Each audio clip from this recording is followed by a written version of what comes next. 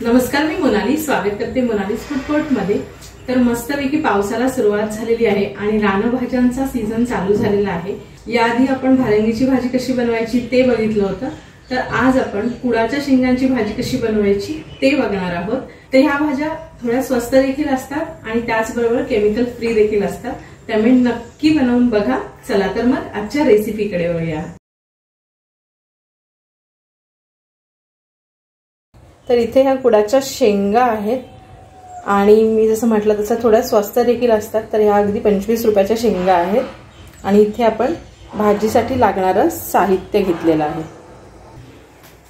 तर ही जी कुडाच्या शेंगांची जी भाजी आहे ती लाल चवळीमध्ये बनवली जाते। तर मी इथे 1 वाटी चवळी घेतलेली आहे। असं काही स्पेसिफिक अंदाज नाहीये, पण जितक्या जास्त टाकाल चवळी तितकी भाजी कडू कमी लागेल, कारण ही भाजी थोडीशी कडवट असते।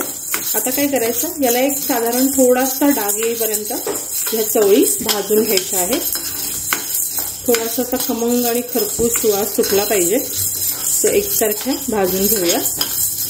आता ही भाजी समजा तुम्हाला सकाळी बनवायची असेल तर चवळी भाजण्याची प्रोसेस तुम्ही रात्री करू शकता, ज्यामुळे काय होतं की रात्री भाजून धुवून तुम्ही भिजत ठेवू शकता, ज्यामुळे या चवळी ज्या आहेत त्या लवकर शिजतात। मी जनरली तसंच करते की रात्री भाजून ठेवते आणि भाजी देखील तुम्ही कापून ठेवू शकता आणि मग सकाळी उकडत घालायचे। इथे बघू शकता थोडे थोडे डाग यायला सुरुवात झालेली आहे। थोडा खमंग वास आला की आपण गॅस बंद करायचा आहे। एक 3 ते 4 मिनिटच मी भाजलेली आहेत आणि छान खमंग सुवास सुटलाय। तुम्ही बघू शकता याला डाग यायला लागलेले आहेत आणि थोडे थोडे उडायला लागलेले आहेत। आता आपण हे काढून घेऊया। इथे हे भांडं आहे, त्याच्यामध्ये ही चवळी काढून घ्यायची। आता याच्यामध्ये पाणी घालून चवळी पहिले धुवून घ्यायची आणि मग पाण्यात भिजत घालायची आहे। एक 2 ते 3 वेळा आपण ही चवळी धुवून घेऊया।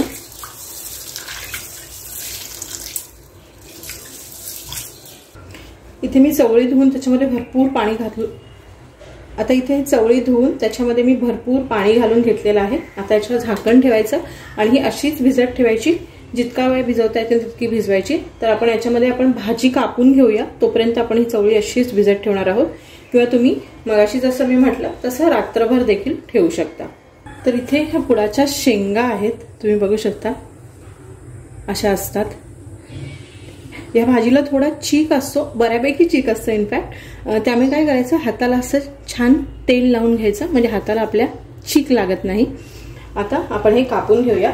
सो जितकी बारीक कापता येईल तितकी बारीक कापायची। सगळ्यात पहिले हा जो देठाकडचा भाग आहे तो काढून टाकायचा आणि तुम्ही इथे देखील बघू शकता त्याचं चीक यायला लागलं लगेच, आणि या बारीक कापून घ्यायच्या। कोवळ्या आहेत, सुरुवातीला थोड्या कोवळ्या येतात, तेव्हा भाजी छान होते। जसजसं थोडा टाइम जातो तसं मग थोड्या जून यायला लागतात, मग तर तुम्ही अगदीच बारीक कापून घ्या। इथे बघू शकता तुम्ही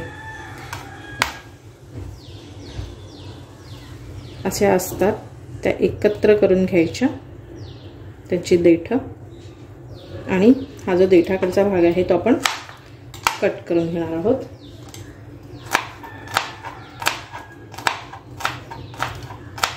जितकी बारीक कापता येईल तितकी बारीक कापून घ्यायची। तर या पद्धतीने आपण ह्या शेंगा अगोदर कापून घेऊया।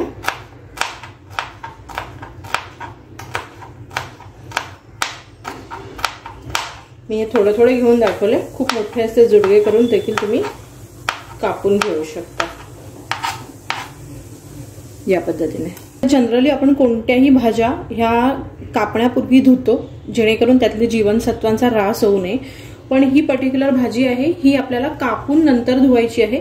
त्याचं कारण तुम्ही इथे बघू शकता, याच्यावर किती चीक आहे।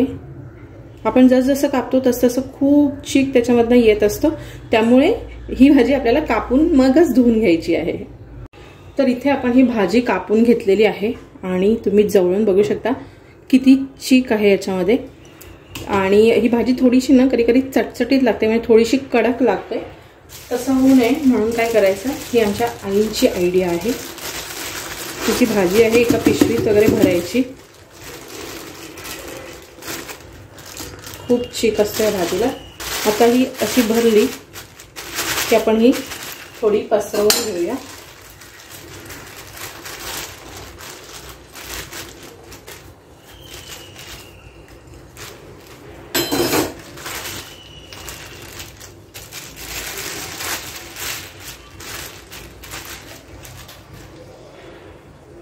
आणि ही भाजी जी आहे ती आपल्याला ठेचून घ्यायची आहे। तर तुम्ही बत्त्याने घेऊ शकता किंवा असं दगड वगैरे काहीतरी घेऊन त्यांनी थोडी थोडी ठेचून घ्यायची, जेणेकरून काय होतं ना ती भाजी थोडीशी दबली जाते आणि मग कडक राहत नाही।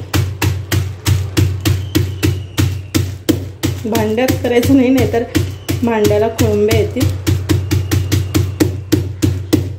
आता ही भाजी प्रेस करून घेतलेली आहे। तुम्ही बघू शकता कितीतरी चीक या प्लास्टिकला लागलेला आहे। इथे भांड्यात मी पाणी घेतलेलं आहे। आपल्याला ही भाजी धुवून घ्यायची आहे। त्याच्यामध्ये घालायचं थोडंसं मीठ, जेणेकरून त्याचा चीक लवकर निघायला मदत होते। मिक्स करून घेऊया। आणि आता याच्यामध्ये ही भाजी आपल्याला ओतायची आहे।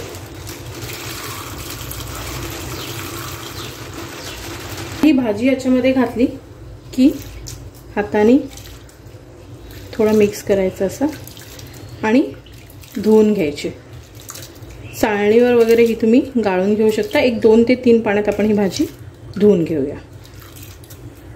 तर इथे भाजी अगदी स्वच्छ धुवून घेतलेली आहे, साधारण 2 पाण्यात धुतलेली आहे। आणि हे आपले भाजलेले चवळे आहेत। आता काय करायचं, ही भाजी आणि चवळे भांड्यात काढून घ्यायचे, कारण आपल्याला ते उकडायचे आहेत।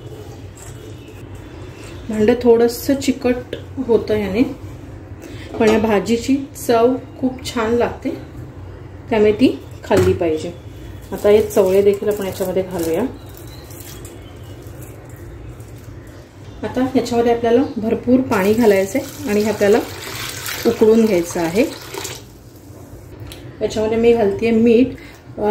या भाजीला जितकं लागेल त्यापेक्षा थोडं जास्त मीठ घालायचं, कारण आपण उकडतो ही भाजी। आता मिक्स करूया आणि हे आपण उकडत ठेवूया। सो एक 15-20 मिनिटं तरी लागतील, किंवा जर तुम्ही कुकरमध्ये करणार असाल तर मग एक 4 शिट्ट्या काढून घ्या।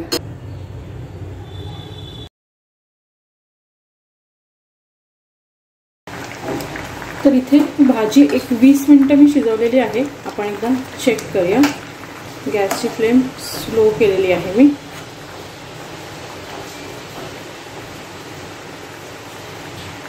दाणे तुम्ही बघू शकता छान शिजलेले आहेत आणि भाजी देखील व्यवस्थित शिजलेली आहे। आता मी गॅस बंद करते आणि आता काय करायचं, तर असा एक झारा घ्यायचा, जेणेकरून हा जो वरती चीक जो आहे ना तो भाजीमध्ये येणार नाही। एक तर तुम्ही ही भाजी गाळू शकता डायरेक्ट चाळणीमध्ये, किंवा मग झाऱ्यामधून असं पाणी निथळून घेऊ शकता।